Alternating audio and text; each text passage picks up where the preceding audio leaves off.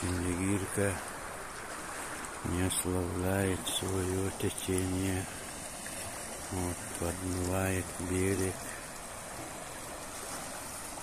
Уклон школы еще усилится.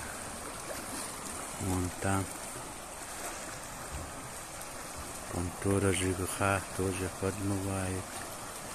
Если подмоет, там через овраг, вот те дома тоже не окажутся в плену, как бы на острове. Вот что творится. Что творится. Крель ловит увеличится. Вот. Хорошо, что качественное строение держится. Так. Вот это, этой улице следующей весной очень серьезная опасность грозит.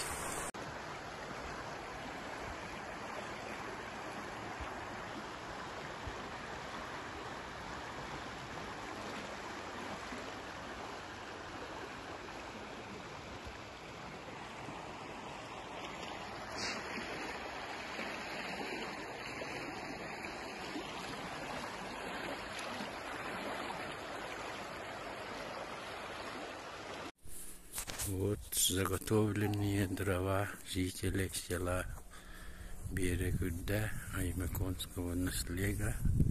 Вот на зиму столько кубов лиственницы нужно, чтобы зиму пережить.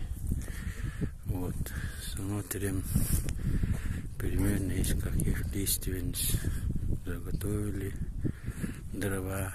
Но тут у нас вот коренные части больше 100 лет. Считается это по годовым кольцам. Это современное время. Это очень как бы не экологично, расточительно по части природы. Поэтому вот это очень острый вопрос.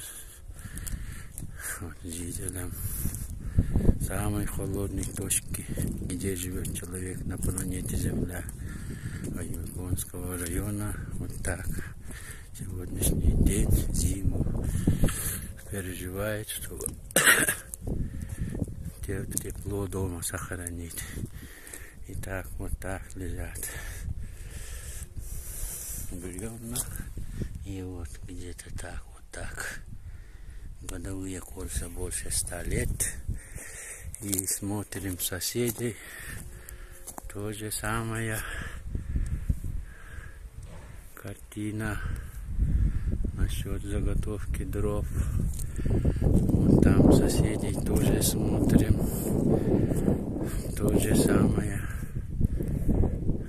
самое заготовка. Вот столько дров надо заготовить.